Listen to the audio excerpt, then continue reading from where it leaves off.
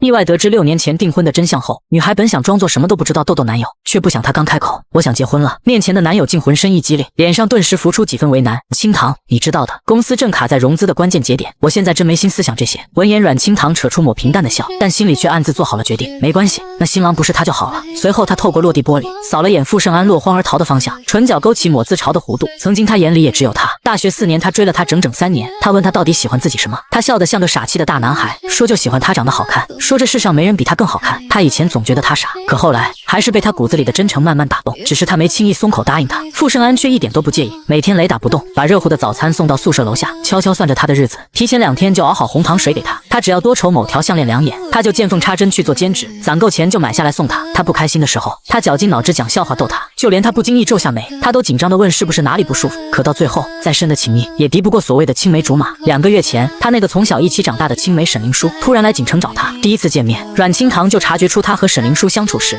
没什么该有的分寸感，但他想着沈灵书顶多玩几天就走，也就没放在心上。没曾想，沈灵书最后竟成了傅盛安的贴身秘书，就这么留在了锦城。他问起这件事时，傅盛安只轻描淡写说，正好公司缺人，肥水不流外人田。可从那之后，他出差和加班的次数越来越多，夜不归宿也成了常有的事。直到前天，他去行政部查考勤，才知道这2个人早就形影不离了。他说的出差是和沈灵书孤男寡女一起去的，可给财务报销的发票里只有1间行政套房的费用，至于加班就更别提了。那天他从傅盛安办公室出来，门口工位上的沈灵书突然起身，笑得一脸灿烂。清堂姐，你怎么脸色不太好？是不是跟程安吵架了？他没心思跟沈灵书掰扯，越过对方就要走。阮清堂，沈灵书突然叫住他，你明年就满30了吧？别还像个小姑娘似的耍性子。瑞达那边一直没松口，程安都愁坏了。你就算帮不上忙，也别在这节骨眼上分他的心啊！阮清堂微微蹙起眉，眼神平静地睨着沈灵书。这公司是我和傅盛安一起拼出来的，他能让你留下，我就能让你滚蛋。沈灵书显然没料到阮清堂会这么强硬，愣了一下，随即露出委屈的神情。我只是好心劝你，你要是觉得忠言逆耳，不听就算了，为什么还要赶我走？谁敢赶你走？傅盛安刚好从办公室出来，语气带着几分冷淡。清堂，她就是个小姑娘，在这儿又没什么熟人，就算有话说的不对，你就不能多包容点？小姑娘，阮清堂忍不住想笑。沈灵书不过就比她小3个月，一股酸涩猛地冲上眼眶，她深吸一口气压下去。傅盛安，我给你最后一次选择的机会，要么他走，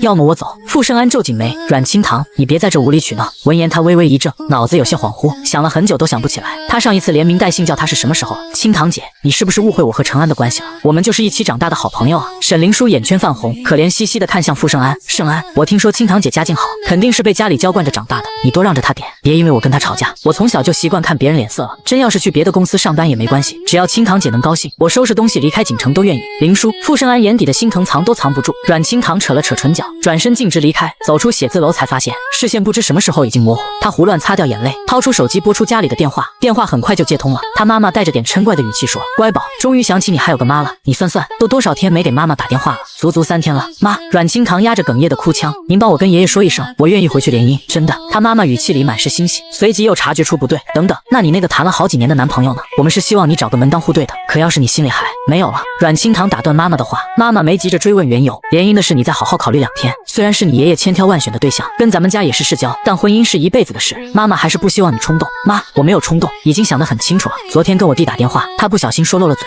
我才知道家里的资金链已经快撑不住了，而联姻是眼下最好的办法。过去这么多年，家里一直都很纵容他。大学毕业的时候，爸爸本来想让他回京城，在家族企业里历练几年之后接手生意，可他那时候满脑子都是恋爱，为了傅盛安跟爸爸大吵一架，说什么都要留在锦城，就因为爸爸说了句他一个穷小子能给你什么，他就一声不吭陪着傅盛安创业，为了谈成一个合同，经常喝到凌晨2、3点，可到头来没换来傅盛安的忠贞专一，只换来了一个需要靠中药调理的胃。妈妈轻轻叹了口气，那你打算什么时候回京城？再等半个月吧。挂断电话，阮清堂回头看了眼矗立在眼前的写字楼，唇角扯出抹苦涩的弧度。傅盛安，我给过你选择的机会了，是你自己不要，那从今往后我也不要你了。回到家，阮清堂在沙发上枯坐着，坐了很久很久。其实他和傅盛安的感情在上个月就已经出现裂痕了，最开始他怎么都想不通，感情怎么能说变就变。每次他猜疑傅盛安和沈灵书的关系，对方都会说你多想了，我只把她当妹妹，才多照顾她一点。刚开始的时候他是真的信了，因为傅盛安以前对他的好都不是假的，他一直笃定傅盛安是爱他的。直到昨天朋友聚会，傅盛安喝多了，他去接对方的时候，才从傅盛安同样喝得醉醺醺的兄弟嘴里意外听到了真相。盛安和沈灵书啊，他们俩可是一起长大的，盛安追你之之前还跟沈灵书表白过呢，是沈灵书没答应。青梅竹马的情分哪能说放下就放下？他当初追你，就是因为你笑起来的时候跟沈灵书有点像。不过你也别多想，我们哥几个都在劝他，让他好好跟你过日子。沈灵书那丫头以前八成是嫌盛安穷，现在看他事业有成了，才又找上门来。随着养生壶煎好中药的提示声响起，阮清堂才猛地回过神，一碗褐色的中药喝下去，苦味顺着喉咙钻心。他环顾着这个自己精心布置的家，在日历上用力划了一笔，离回京城还剩14天。然后他开始一点一点收拾东西。锦城和京城一南一北，他能带走的行李有限，剩下带不走的他打算尽数丢掉。他不喜欢自己的东西被别人处理，更何况是傅盛安的下一任。下楼丢了2趟东西，他就累得没了力气，剩下的只能留着慢慢清理。洗了个澡出来，他随手刷朋友圈，正好刷到沈灵书发的动态。白天是雷厉风行的霸道总裁，晚上还会排队给我买蛋糕。他说要弥补这些年缺席的所有时光，好开心呀！配图是一块草莓蛋糕，而沈灵书拿着蛋糕的手上松松垮垮戴着一块男士腕表，那块表根本不属于沈灵书，却和他手上的女士表是一对情侣款。还记得当时他陪着傅盛安加了好几个通宵的班，才顺利拿下公司第一个大项目。也是从那时候起，公司才算彻底打响了口碑。那时候他们一星期加起来都没睡几个小时，但傅盛安却格外亢奋，买下了这对他之前偷偷存了照片的情侣表。他说不要太贵了，傅盛安却坚持要买，替他戴上后把他紧紧拥进怀里，认认真真的说：清堂，你喜欢的一切我都必须亲手送给你。这块男表，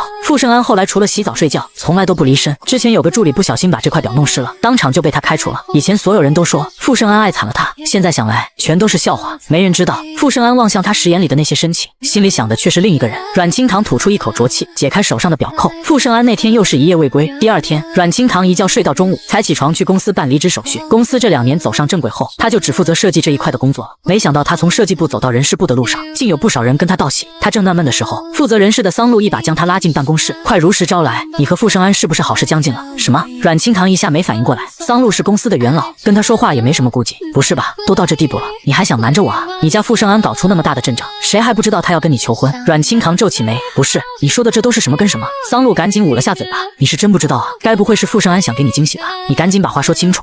桑露欲言又止，最后还是选择站在阮清堂这边，跟他透了底。刚才有人在楼下看见花店给傅盛安送花，整整1后备箱呢，全是粉玫瑰。今天又不是你生日，也不是什么纪念日，不是要求婚，还能是干什么？粉玫瑰。阮清堂一下就想起2个月前沈灵书来锦城那天，傅盛安去机场接对方，买的就是粉玫瑰。指尖无声的划过手心，他抿着唇没说话。桑露往他手里看了一眼，你这是要办什么手续？我来办离职。果然，桑露恍然大悟，我说呢，这是要准备求婚了吧？你这是打算退居幕后当贤妻良母了？来，我先给你签字。好。阮清堂没有解释，把离职资料递了过去。桑露一边签字一边吐槽，傅盛安也真是的，这么大的事也不提前跟我说一声，我这急急忙忙的上哪儿再找个像你这样靠谱的设计部总监？你等会儿再找傅盛安签个字，这手续就齐了。签完字，桑露把资料重新递给他。清堂，我不知道你选择回归家庭是对是错，但作为这么多年的朋友，我真心祝你幸福，也希望傅盛安不会让你失望。好，我一定会幸福的，只是这份幸福再也与傅盛安无关了。走进傅盛安办公室前，阮清堂有过一瞬的迟疑，不是犹豫不决，而是没想好怎么才能让对方痛痛快快签字。公司人事规范后，就算是他也补签了劳动合同，再加上设计总监这个职位本身就敏感，他家的生意又跟这行有些关联，离职文件要是处理的不周全，等他回了京城，难免会有麻烦。他推开门，之前斟酌好的话还没说出口，就看见坐在傅盛安对面的沈灵书，他才明白门口沈灵书的工位为什么是空的，原来早就挪到傅盛安办公室里了。沈灵书先看到他，亲密地拍了下傅盛安的脑袋，娇滴滴地说：盛安。傅盛安的嗓音满是宠溺。好了，别闹，我先把这份协议看完。不是，我没有闹吗？沈灵书挑衅地看了阮清堂一眼，才装作乖巧的样子提醒：是清堂姐来了。傅盛安猛地往后一靠，拉开了和沈灵书的距离，仓皇地抬头朝他看过来，眼神正好和他对上。阮清堂无视胸口那阵滞涩的闷痛，语气平淡地开口：傅盛安，有份资料需要你签字。他连带着文件夹一起递了过去。傅盛安见他没追究自己和沈灵书刚才的暧昧，悄悄松了口气。好，盛安，那你们先忙，我出去等你。沈灵书很识趣地起身。傅盛安打开文件夹的同时，阮清堂正准备说早就想好的离职理由，沈灵书突然脚一崴，发出一声惊呼：啊，好疼！灵书！傅盛安瞬间没了心思工作，噌地站起身，拔腿就要冲过去。阮清堂伸手拦住他，先签字，耽误不了你几秒钟。傅盛安皱紧眉，阮清堂，你什么时候变得这么冷血了？这份文件就这么重要吗？盛安，沈灵书蹲在地上捂着脚哭哭啼啼。傅盛安满心满眼都是沈灵书，没心思再跟阮清堂争辩，甚至没看一眼文件夹里是什么文件，直接在阮清堂指的地方潦草地签下了自己的名字。这正合阮清堂的意，他现在只想顺利办完离职，然后尽快离开这座城市，回到自己原本的生活轨道。傅盛安把沈灵书抱到沙发上，小心翼翼握住她的脚检查。还好没肿起来，但要是还疼得厉害，我还是带你去医院看看，没那么严重的。沈灵书羞赧的收回脚，怯怯的看了阮清堂一眼。阮清堂面无表情的转身离开，上车前被一路追下来的傅盛安拦住了。清堂，你别误会，我和他真的没什么，就是想着从小一起长大的情分，才多照顾他一点。阮清堂淡淡点头，目光落在傅盛安握着车门的手上，示意他松开。我还有事。傅盛安愣了一下，你没生气？阮清堂笑了笑，我该生气吗？以前我要是这么做，你肯定早就生气了，可你不还是照样做了？阮清堂抬头看向傅盛安，清清楚楚看到他眼底的慌乱。好了，跟你开玩笑的，今晚回家吃饭吧。傅盛安压下心里的心虚，伸手握住阮清堂的手，我晚上有个应酬，不过我一定会回家的。阮清堂想笑，却怎么也笑不出来，怎么好像到了现在，他回不回家都成了对他的施舍。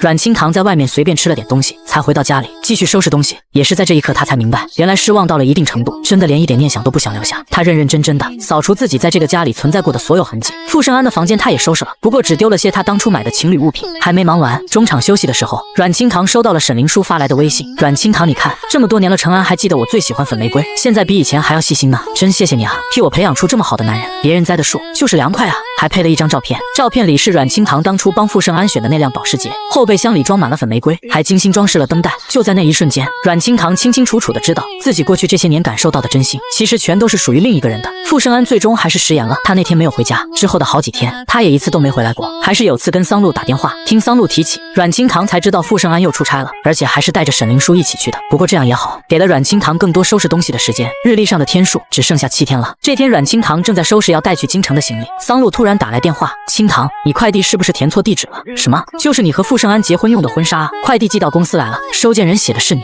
你们家傅盛安可真是下血本了 ，AND 定制的婚纱，少说也得7位数吧？他就不怕把存款都用完了，婚后没法过日子。阮清堂赶紧赶到公司，打开快递一看，也傻了眼。婚纱的尺寸确实是他的，但这根本不像是傅盛安会做的事。这些年公司收益是不错，但还没到能为了一件婚纱就花这么多钱的地步。更何况傅盛安大概从来都没想过要和他结婚。阮清堂正疑惑的时候，他妈的电话打了进来，乖宝，婚纱收到了吗？哎呀，蒋家对你和蒋燕石的婚事可上心了，我说你半个月后回京城，他们就急急忙忙开始筹备婚礼了，就连婚纱都特意先寄给你，让你看看喜不喜欢，合不合身。电话里，阮妈妈笑得特别开心，显然对蒋家重视阮清堂的态度很满意。阮清堂捏了捏眉心，妈，寄婚纱的地址是您给的吗？是啊，怎么了？难道你换公司了？不是，阮清堂无奈地说，我重新给您发个地址，以后再有什么要确认的东西，就寄到这个地址吧。行行行，阮妈妈一口答应下来，语气依旧喜气洋洋。对了，你蒋阿姨还让我问问你，对婚礼有没有什么要求？有的话跟她说，她去安排，我没什么要求。阮清堂抿了抿唇，婚礼的事你们看着安排就好。婚礼，身后傅盛安的声音忽然响起，什么婚礼？阮清堂心头猛地一跳，指尖掐断电话，你出差回来了？傅盛安眼神闪躲着避开阮清堂的视线，余光扫到沙发上的婚纱时，眉心瞬间皱起。阮清堂，我都说了，现在公司正是关键期，我没心思考虑结婚的事，你能不能别总逼我？阮清堂定定地望着傅盛安，眼底没了半分波澜。我有说过，这场婚礼的新郎是你吗？什么意思？没什么意思。阮清堂耸了耸肩，走过去把婚纱重新装进盒子，转身准备离开。傅盛安突然上前，一把攥住阮清堂的手臂，声音软了下来，还在生气？好了，对不起，是我这几天出差太累，说话冲了点，原谅我好不好？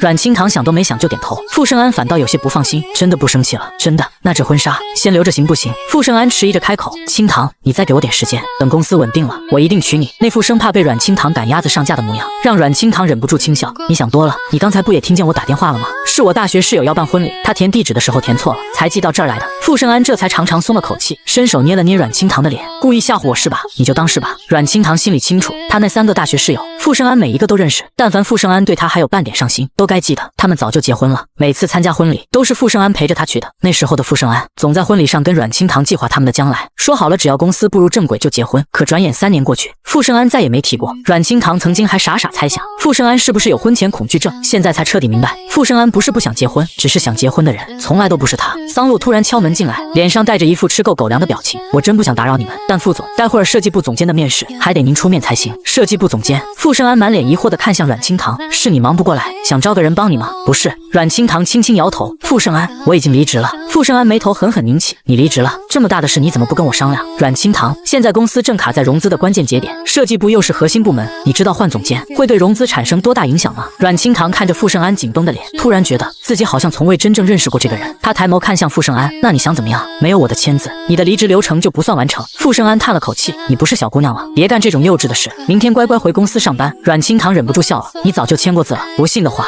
桑露那里有复印件，你可以去看。话音落下，阮清堂拎起婚纱盒子转身就走，路上手机弹出沈凌灵书发来的微信。阮清堂，你就算再恨嫁，也不能用买婚纱的方式逼婚吧？傅盛安早就承诺过非我不娶，你就别痴心妄想了。阮清堂看着那些挑衅的文字，只觉得浑身疲惫，开着车在锦城绕了一大圈，直到凌晨。深秋的夜风把阮清堂浸得浑身冰凉，才慢悠悠开回家。推开门时，却意外发现家里灯火通明。傅盛安坐在沙发上，见阮清堂回来，立刻起身朝他走过来。怎么才回来？去兜风了？要走了总想多看看这座我生活了这么多年的城市。傅盛安点点头，伸手想把阮清堂揽进怀里。阮清堂下意识往后退了一步。傅盛安轻轻蹙眉，还在生白天的气，是我把话说重了。你不想上班就不上，只要你开心，比什么都重要。听着傅盛安这话，阮清堂眼底划过一丝嘲讽，却不想在节外生枝，只是淡淡应了声。过几天就是你生日了，想怎么过？今天出门前看日历才发现，他计划离开的前一天正好是他生日，也是他们的恋爱纪念日，当然是回家跟你过2人世界。傅盛安小心翼翼地伸手，见阮清堂没再拒绝，才放心地把他抱住，声音闷闷的：清堂，我总觉得你最近好像有哪里不一样了，你多想了。阮清堂慢慢推开傅盛安，有点冷，我去洗个澡。若是以前，傅盛安早就该发现阮清堂浑身冰凉，也不知道到底是谁变了。对了，我的牙刷和漱口杯怎么不见了？身后突然传来傅盛安的声音，阮清堂垂下眼眸，这个家里不见的东西又何止这2样？可傅盛安的心早就不在这儿了，察觉不到也很正常。阮清堂随口解释，洗漱用品要定期换，你浴室柜子里有新的。回房间洗完澡出来，才发现手机在床上响个不停，点开一看，全是沈灵书发来的消息。傍晚沈灵书发的挑衅信息，阮清堂没回，沈灵书却不肯罢休，这会儿又发了好几张聊天截图过来，是沈灵书和傅盛安的，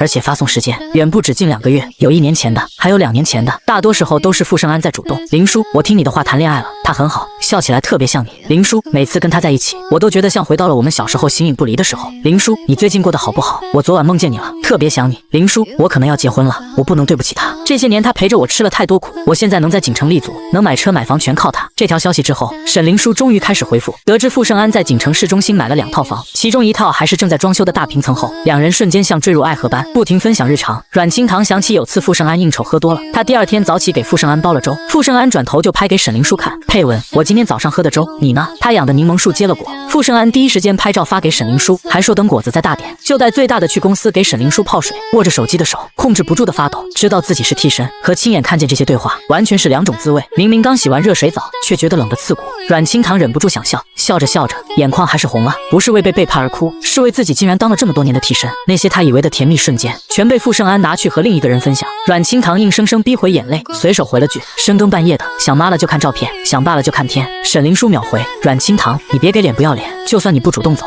傅盛安娶的也只会是我。傅盛安早就承诺过非我不娶，你就别痴心妄想了。傅盛安推门进来，手里拿着阮清堂刚换下的湿衣服。我妈去年病重走了以后，我就只剩下你了。傅盛安把阮清堂紧紧抱住，语气里带着承诺，又藏着几分内疚。你相信我，不管发生什么事，你对我来说都是最重要的人。我信啊，傅盛安，曾经的我一直深信不疑。阮清堂闻着他身上淡淡的玫瑰味，轻声说：时间不早了，你早点洗澡休息吧，再抱一会儿。傅盛安不肯松手，下巴蹭着阮清堂的头顶。清堂，你是不是有什么心事？等我忙完这几天，我们好好谈谈。阮清堂笑了笑，忙着给沈灵书排队买蛋糕，还是准备1后备箱玫瑰当惊喜，又要瞒着我，又要哄好他，确实挺忙的。傅盛安垂眸看着阮清堂，轻声问：怎么眼睛红红的？是不是刚哭过？阮清堂正想回答，傅盛安的手机突然响了，他看了眼来电显示，立刻松开阮清堂，一边往外走一边接通，不知道电话那头说了什么，他脸色瞬间变了。深秋的夜里寒风刺骨，傅盛安却连外套都没拿，穿着单薄的衬衣就往外跑。多年的习惯让阮清堂下意识想提醒他加件衣服，可他像没听见一样，头也不回地冲了出去。上一次见傅盛安这么慌张，还是医院给他母亲下病危通知书的时候。阮清堂走到窗边，看着黑色保时捷消失在夜色里，耳边还回荡着他刚才的话：清堂，你是我最重要的人，不过现在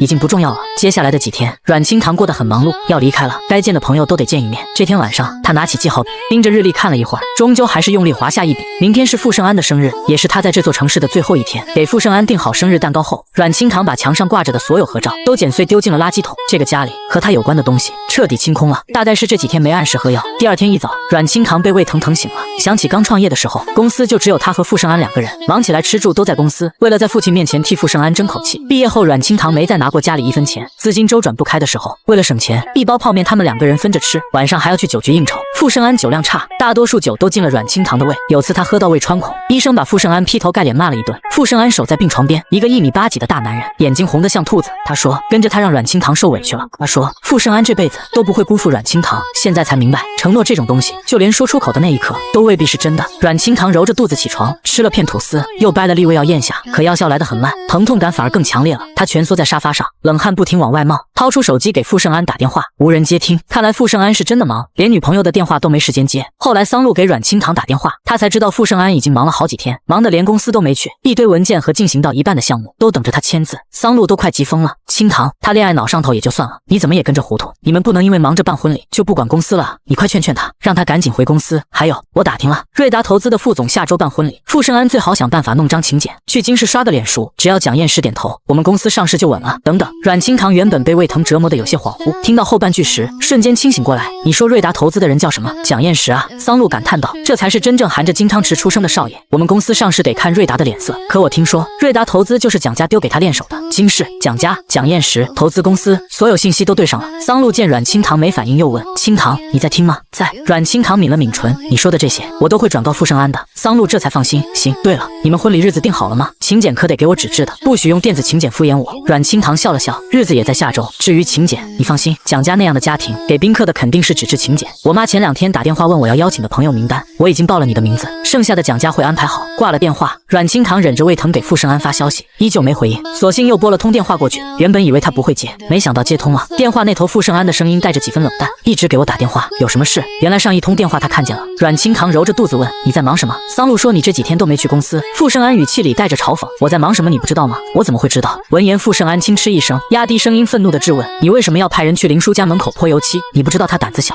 经不起吓吗？阮清堂，你什么时候变得这么恶毒？阮清堂疼得说不出话，分不清是胃疼还是心口疼。沈林叔告诉你是我做的，你就信了？他从小到大都不会骗人。傅盛安说的理直气壮，公司的事你去帮我处理一下。他被吓到了，身边离不开人。阮清堂喝了口温水，我胃疼，去不了。傅盛安明明知道他这几年落下的胃病，以前在家的时候总会盯着他按时吃饭喝药，可不知道从什么时候起，他连家都不回了。傅盛安的声音里满是不耐烦，似是忍无可忍。你胃疼又不是1天2天了，不能忍一忍吗？我都说了，要不是林叔离不开我，我也不会让你去。算了，我自己想办法。他说完就要挂电话，阮清堂急忙叫住他，你今晚回来吗？阮清堂，你非要在林叔最需要我的时候胡搅蛮缠吗？阮清堂愣在原地，原以为自己已经不在乎了，可听到这句话，还是觉得有什么尖锐的东西一下扎进了肺里，连呼吸都疼。今天是你生日，也是我们在一起6周年的纪念日。阮清堂轻轻揉着肚子，是你说过，每个纪念日都要一起过的，就算要分手也该当面说，不然总觉得过去那些年的相处都变得分文不值。